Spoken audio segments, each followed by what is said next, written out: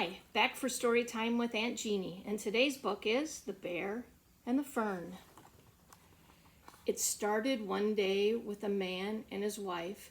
They moved into a house to begin a new life. They laid down the carpets and painted one wall. They hung up some pictures in the front entry hall. Their families came over bringing gifts for their home, 3 blenders, 2 toasters, and a used garden gnome. And one final gift that they liked quite a lot, a smallish green plant in a small reddish clay pot. The plant was placed down near a window with care, in a room with a crib and a brand new stuffed bear, with brilliant white fur and a wide, happy grin, like he just couldn't wait for the fun to begin. The bear woke each night and snuck out the door, anxious to run round the house and explore. He'd ask the plant nicely each night 'fore he went, care to go for a walk? But she'd never consent. "I can't go, don't bother," said the plant, sounding stern. "I'm not able to move, I'm only a fern." "But won't you just try?" Bear sounded confused, but Fern shook her leaves as she firmly refused. So Bear, with a sigh, would explore on his own, while Fern watched the yard through the glass, all alone. Weeks rolled by, and Fern wouldn't relent, secure in her place, unmoved and content, while Bear ran off playing with new friends he had made, a vacuum, some books, and a pink pail lampshade. He'd ask every night before roaming about, "Could we go for a walk? It's so nice to get out. There's a garden out back and it smells so sweet, with some funny old roses I'd like you to meet." And each time he'd ask, Fern would loudly reject, "I'm a potted house plant, what do you expect?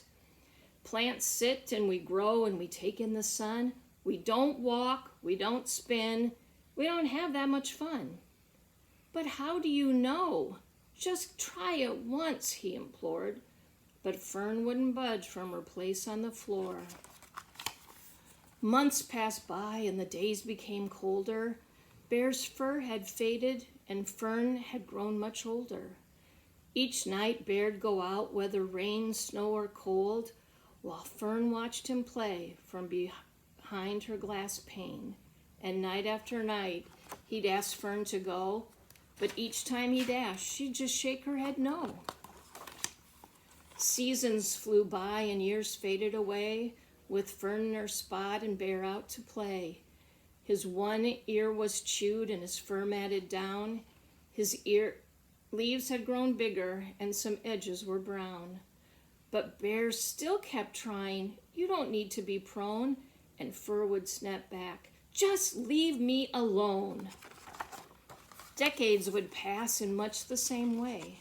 And then it happened on one fateful day. A strange man appeared and came through the door and dropped a big box in the room on the floor. He packed up the box with all that could fit, some toys, a few games, and a used catcher's mitt. He moved out the bed, the dresser and chair, then on top of the box, he placed the old bear.